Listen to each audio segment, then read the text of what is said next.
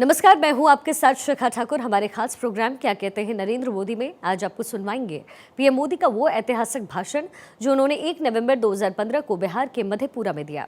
अपने भाषण में प्रधानमंत्री ने कहा कि दुनिया में कितना ही महान और ताकतवर देश क्यों ना हो, लेकिन उसका नेता जब मोदी से हाथ मिलाता है तो उसे मोदी नहीं बल्कि 125 करोड़ हिंदुस्तानी दिखाई देते हैं। और ये मोदी के कारण नहीं बल्कि मेरे देशवासियों के कारण संभव हुआ है। भाइयों बहनों, आज मुझे बताइए, बिहार आगे बढ़ सकता है कि नहीं बढ़ सकता है? मुझे बताइए, बढ़ सकता है कि नहीं बढ़ सकता है? बिहार के पास सब कुछ है कि नहीं है? बिहार के पास जवानी है कि नहीं है? बिहार के पास भरपूर पानी है कि नहीं है? बिहार के नौजवान के पास सपने हैं कि नहीं? बिहार के लोग मेहनत करने को तैयार है कि नहीं है? फिर भी बिहार पीछे है। आपको जानकर के आनंद होगा, यहीं पर हमारे बिहार से कुछ लोगों को अंग्रेज लोग मजदूरी करने के लिए उठा करके मॉरिशस ले गए। 150 साल पहले लगे। गरीब, दलित, पिछड़े, अति पिछड़े उसी समाज के लोग थे। ये पीड़ित थे, शोषित थे। अंग्रेजों का जुल्म चलता था। 150 साल पहले जहाजों में बिठा बिठाकर समंदर से लेकर के मॉरिशस ले गए। आज अगर आप मॉरिशस जाके देखोगे ना, मेरे बिहार के लोगों ने मॉरिशस में स्वर्ग खड़ा कर दिया है, स्वर्ग खड़ा कर दिया है। ऐसा मॉरिशस बना दिया है बिहार के लोगों ने, सीना तन जाता है। वाह, क्या मेरे बिहार के लोगों का पराक्रम है, जो बिहार के लोग मॉरिशस को इतना बढ़िया बना सकते हैं, तो मधेपुरा को बना सकते कि नहीं बना सकते? बिहार को बना सकते कि नहीं बना सकते? अरे यही बिहार के लोग, ये झारखंड बिहार का ही हिस्सा था ना भैया, अपने बिहार का ही भाग था ना। जो हमारा स्वभाव है वही झारखंड वालों का है ना। जैसे हम लोग हैं वही झारखंड वाले हैं। 12 साल 15 साल पहले हम लोग एक ही थे। झारखंड अलग हुआ, सरकार बदल गई, नेता नए आए, भाजपा को सेवा करने का अवसर मिला। आज झारखंड भी हिंदुस्तान में पहले 10 राज्यों में आकर के खड़ा हो गया, लेकिन बिहार आखिरी नंबर पे खड़ा है, आखिरी नंबर पे खड़ा है। और उसका कारण 25 साल का लालू जी और नीतीश जी का सरकार जिम्मेवार है। ये बड़े भाई छोटे भाई की जुगलबंदी जिम्मेवार है। भाइयों बहनों, बिहार तंग आ गया जंगल राज से, बिहार तंग आ गया भ्रष्टाचार से, बिहार बर्बाद हो गया अहंकार से। और ये तीनों इकट्ठे हो गए हैं इस बार, तीनों इकट्ठे हो गए हैं। अगर ये तीनों इकट्ठे हो जाए तो पहले से ज्यादा बर्बादी करेंगे कि नहीं करेंगे? ज्यादा बर्बादी करेंगे कि नहीं करेंगे? और इसलिए अब तो इनसे बराबर बच के रहना चाहिए कि नहीं रहना चाहिए? भाइयों बहनों, आप मुझे बताइए, आज पूरी दुनिया में हिंदुस्तान का जय जयकार हो रहा है कि नहीं हो रहा है? हो रहा है कि नहीं हो रहा है? अमेरिका में भी हिंदुस्तान का डंका बजता है, कनाडा में हिंदुस्तान का डंका बजता है, चीन में हिंदुस्तान का डंका बजता है, ऑस्ट्रेलिया में हिंदुस्तान का डंका बजता है, जापान में हिंदुस्तान का डंका बजता है। बजता है कि नहीं बजता है? क्यों बजता है भाई? पूरी दुनिया में क्यों बजता है? पूरी दुनिया में ये जय जयकार क्यों हो रहा है? मोदी मोदी के कारण नहीं हो रहा है।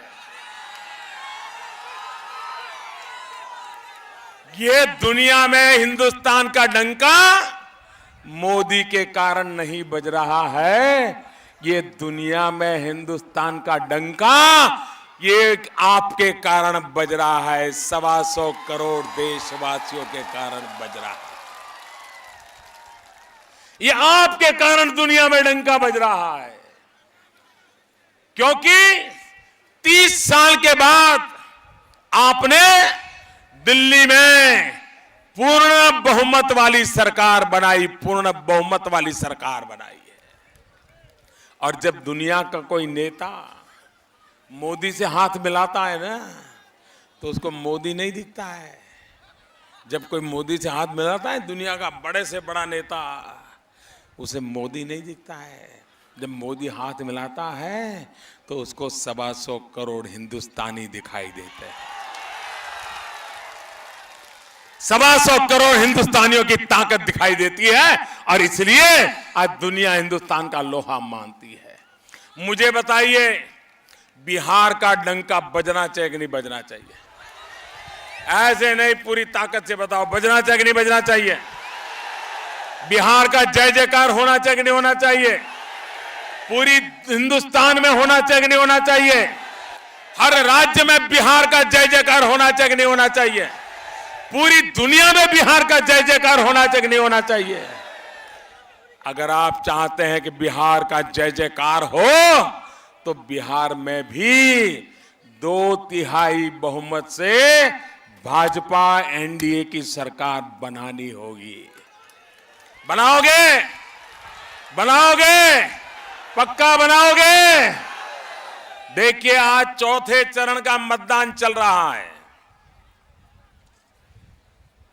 पहले चरण से दूसरा चरण आगे निकल गया, दूसरे चरण से तीसरा चरण आगे निकल गया, और आज सुबह से मुझे जो जानकारी मिल रही है, चौथे चरण में तो मतदान का ऐसा उत्साह है, लंबी लंबी कतारें लगी हैं और भारी मतदान हो रहा है चौथे चरण में। 5वें चरण का काम है, ये सारे रिकॉर्ड तोड़ने का। तोड़ोगे? सारे रिकॉर्ड तोड़ोगे? मधेपुरा पूरे बिहार के रिकॉर्ड तोड़ेगा। मुझे विश्वास है, इस बार मधेपुरा नया इतिहास बनाने वाला है। भाइयों बहनों,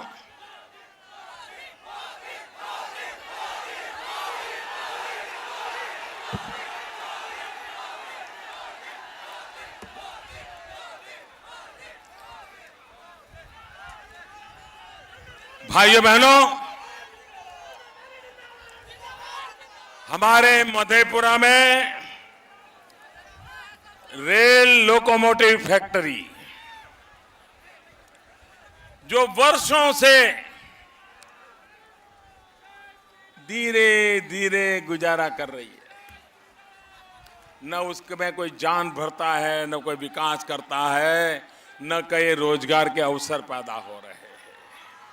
भाइयों बहनों, हमने फैसला किया है, ये रेल लोकोमोटिव को हम आधुनिक बनाएंगे, उसका विस्तार करेंगे, नई टेक्नोलॉजी लाएंगे, बिहार में रोजगार की नई संभावनाएं पैदा करेंगे।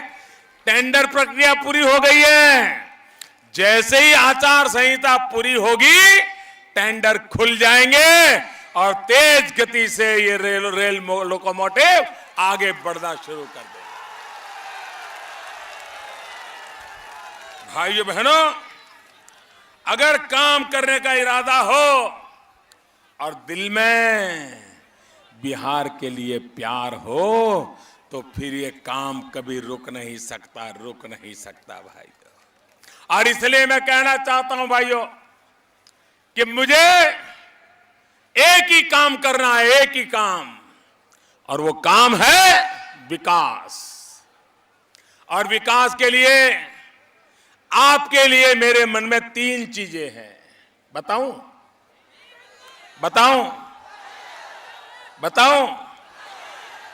पहला है पढ़ाई। सही है कि नहीं है? यहां पर गरीब को अच्छी शिक्षा मिलनी चाहिए कि नहीं मिलनी चाहिए? सस्ती शिक्षा मिलनी चाहिए कि नहीं मिलनी चाहिए?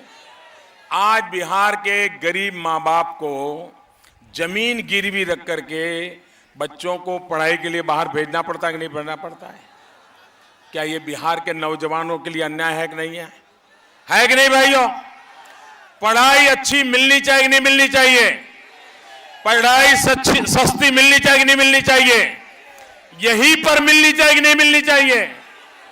तो मेरी एक इच्छा है, बिहार में अच्छे से अच्छी शिक्षा हो, सस्ते से सस्ती शिक्षा हो और गरीब से गरीब को भी ये शिक्षा मुहैया हो।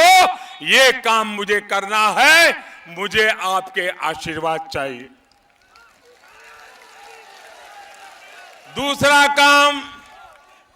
दूसरा काम कमाई, नौजवानों के लिए कमाई, नौजवानों के लिए रोजगार।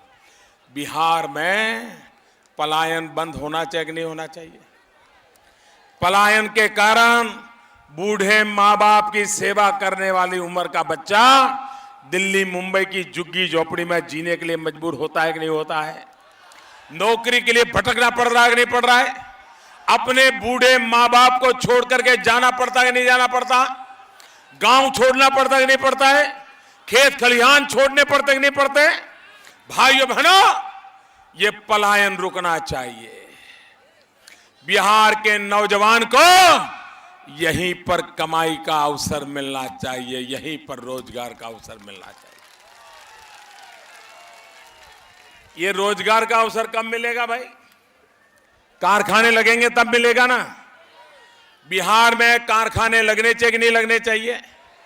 मुझे बताइए, लगने चाहिए कि नहीं लगने चाहिए? आपको हैरानी होगी, अभी वर्ल्ड बैंक ने एक रिपोर्ट निकाली कि भाई किस राज्य में लोग पूंजी लगाने के लिए जाना चाहेंगे, ईज ऑफ डूइंग बिजनेस कहां है, सुविधा कहां है, लोग जाएंगे।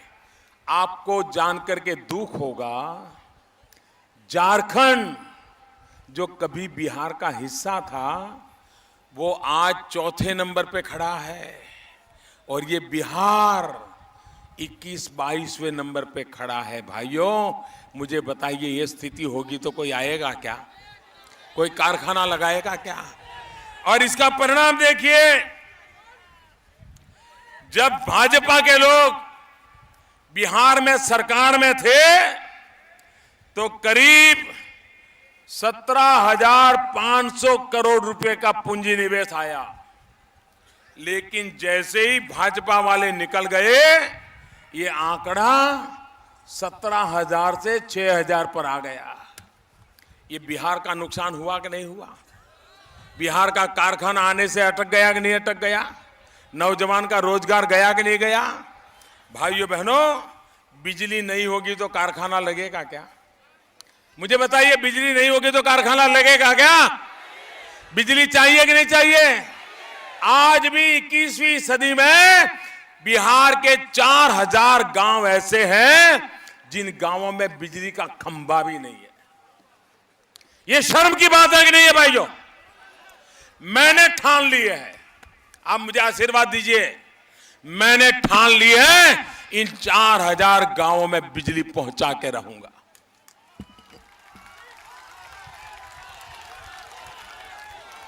घरों में बिजली मिलनी चाहिए कि नहीं मिलनी चाहिए? मिलनी चाहिए कि नहीं मिलनी चाहिए? स्कूलों में बिजली होनी चाहिए नहीं होनी चाहिए? कंप्यूटर चलना चाहिए कि नहीं चलना चाहिए? नीतीश बाबू कह रहे हैं हम कंप्यूटर देंगे, कंप्यूटर। तो बिना बिजली को कंप्यूटर कैसे चलेगा भाई? ये मूर्ख बना रहे कि नहीं बना रहे? अरे नीतीश बाबू, पहले बिजली तो लाओ, जरा बिजली तो लाओ।